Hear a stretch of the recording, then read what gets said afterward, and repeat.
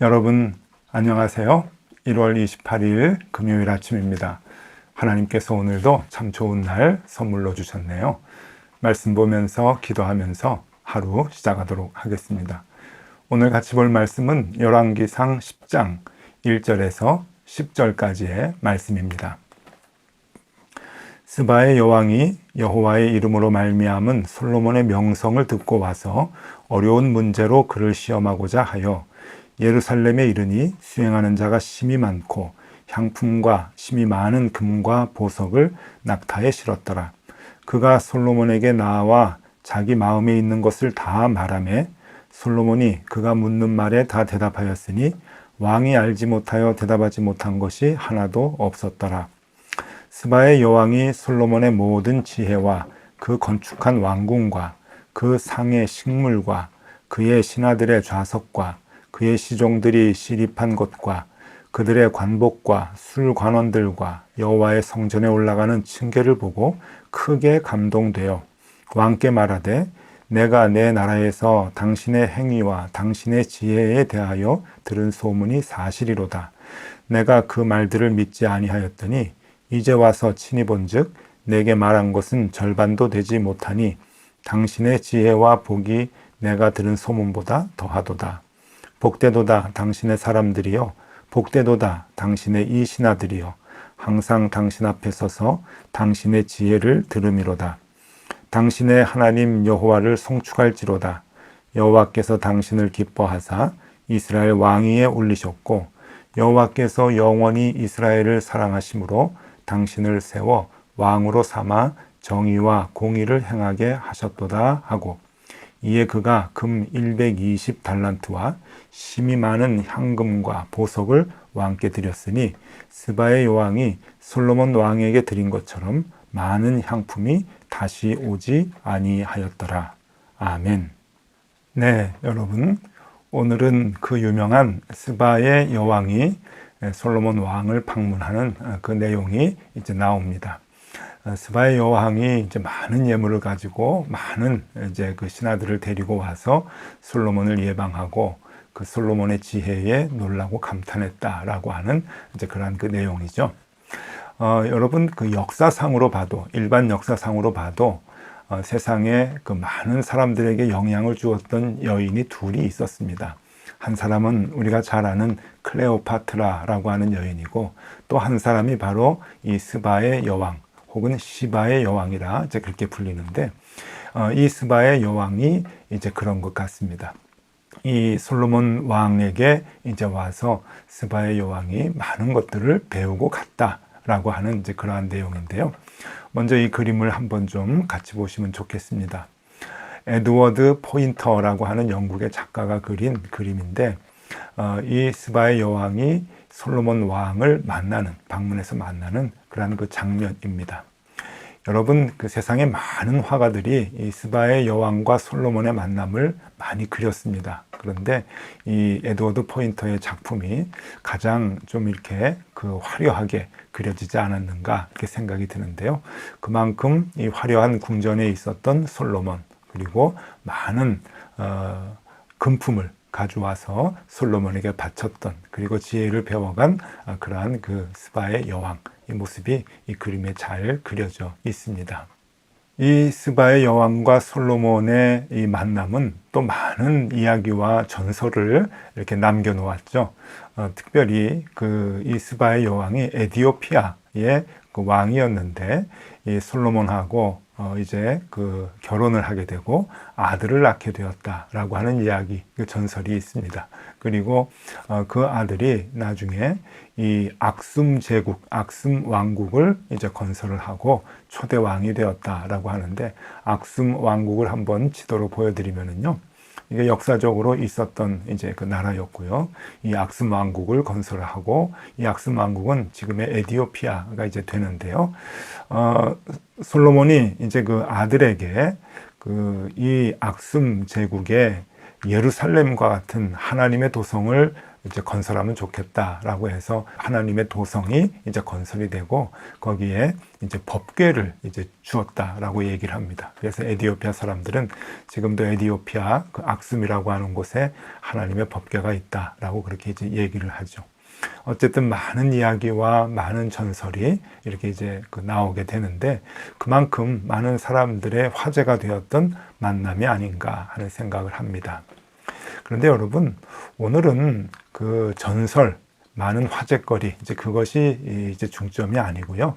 오늘은 이 말씀을 통해서 이 말씀이 성경적으로 어떤 의미가 있는가, 이 만남과 이 대화들이 어떤 의미가 있는가라고 하는 것을 이제 보면서 우리가 또 성경 속에서 귀한 또 교훈을 얻고자 합니다.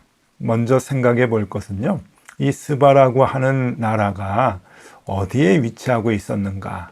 이것은 아직도 신학자들이 많이 이제 연구하고 있고 또 논쟁으로 있습니다.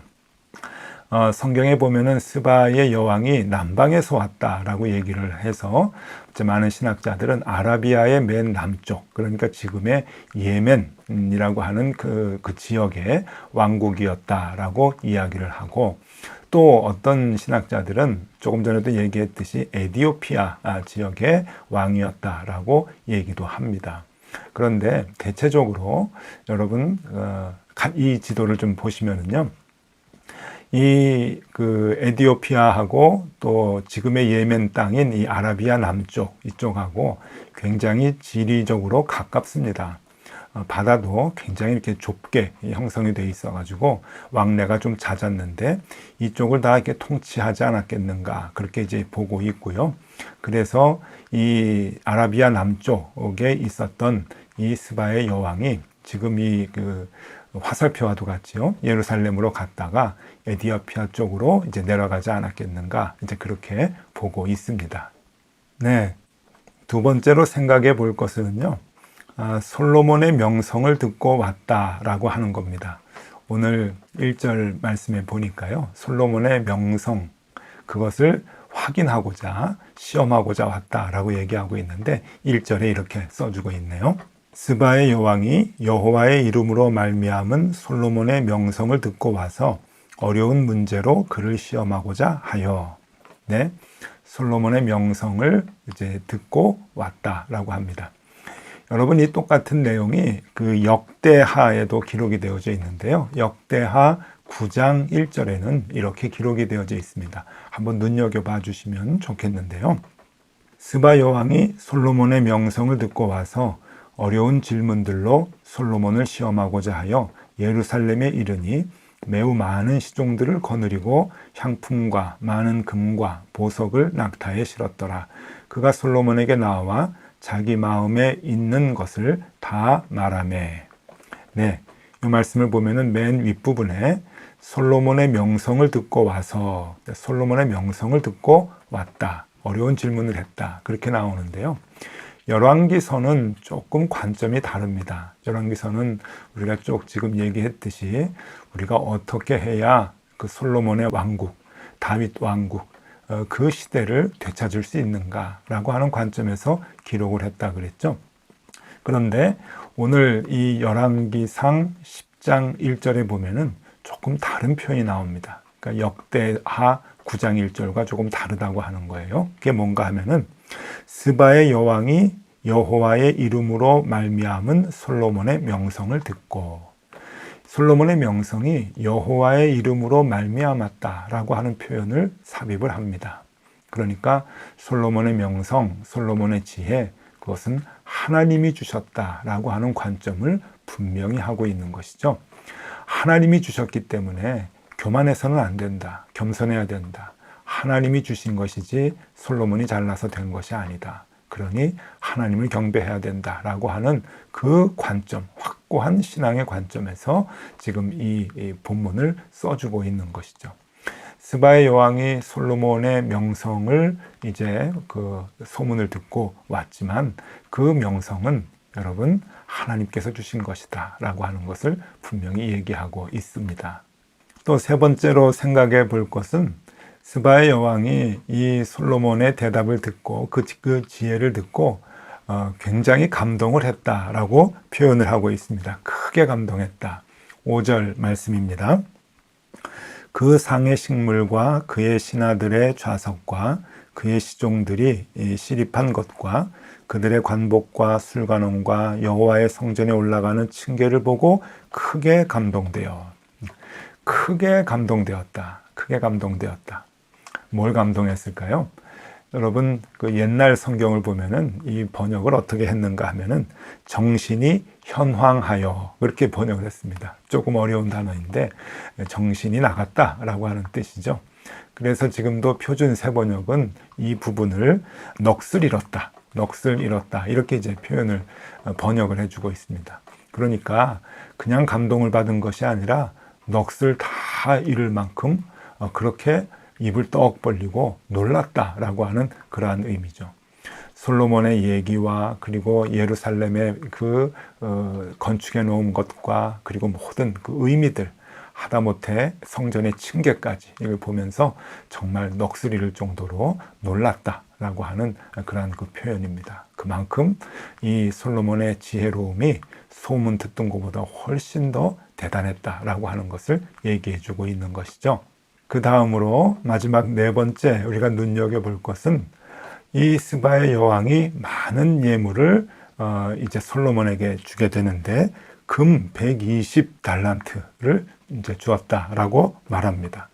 여러분, 금 120달란트 어느 정도가 될까요? 10절 말씀입니다.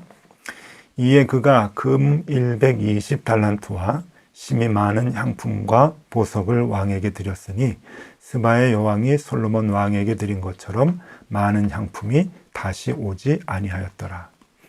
예, 다른 보석과 향품은 조금 차치하고라도 금 120달란트. 여러분, 금 1달란트는 34kg 정도 됩니다. 굉장히 큰 무게죠. 한 달란트 34kg. 그러니까 120달란트면은 대체적으로 한 4톤 정도 됩니다. 여러분, 금이 4톤. 그 정도 금을 한번 보신 적 있으십니까? 그것을 가져와서 지금 솔로몬에게 드렸다. 대가는 무엇인가? 지혜를 얻고 솔로몬의 그 명성과 지혜와 그리고 마음에 가지고 있었던 의문들, 그런 그 마음속에 있었던 질문들, 풀어야 하는 그러한 그 삶의 문제들 다 내어놓고 그것이 이제 풀리니 여러분, 금을 120달란트를 주고 이제 돌아가는 그런 그 모습을 보여줍니다. 네, 여러분, 원래 이 아라비아 사람들, 지금 이제 이 스바의 여왕이 아라비아 이 남방에서 왔지 않습니까? 아라비아 맨 밑에 예멘 지역입니다. 이 아라비아 사람들은 예전부터 지혜를 사모했습니다. 그래서 이 지혜를 얻기 위해서 많은 노력을 했지요. 이 스바의 여왕도 지혜를 사모했던 것 같은데 그 지혜를, 참된 지혜를 얻고 난 뒤에는 이렇게 많은 금품을 아낌없이 이렇게 주었던 것을 보게 됩니다. 그만큼 지식과 지혜를 사랑했던 사람들이 아니었는가 하는 생각을 합니다.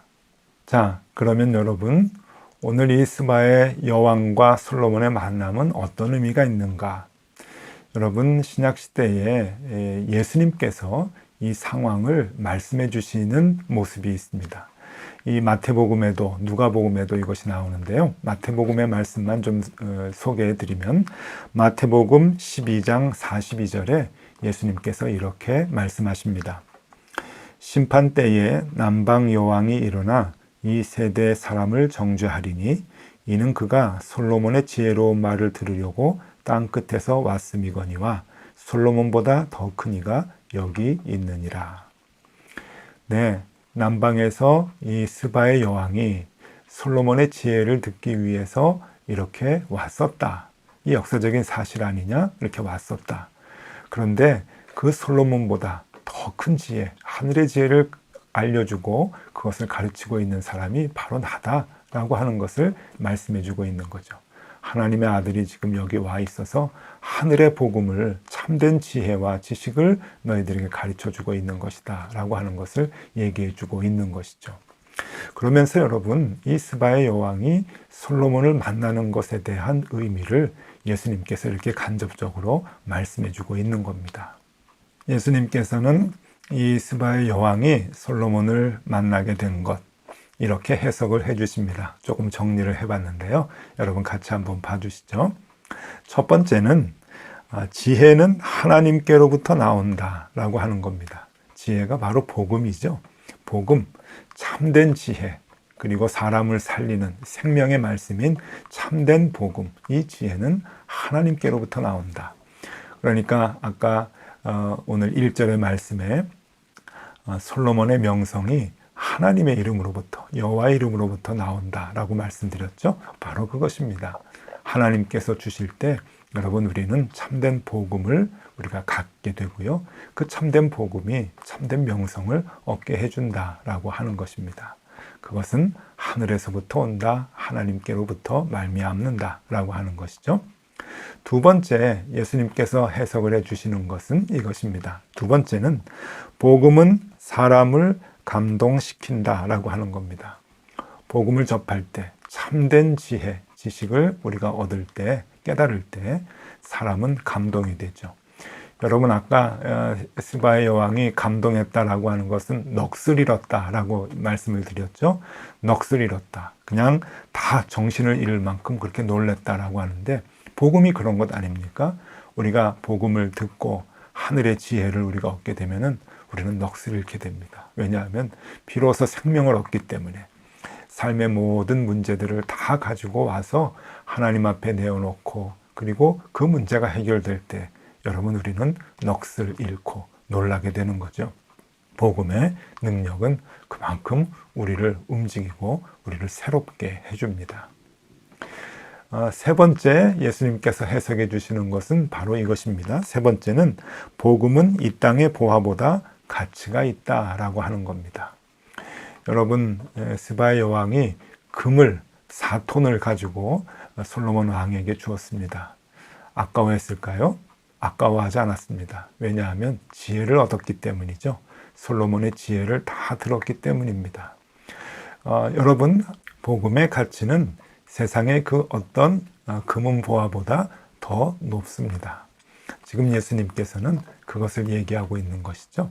그러니까 이 땅의 그 어떤 물질보다 이 땅의 그 어떤 그 소유보다 훨씬 더 가치 있는 것, 그것이 복음입니다. 하늘의 지혜이죠.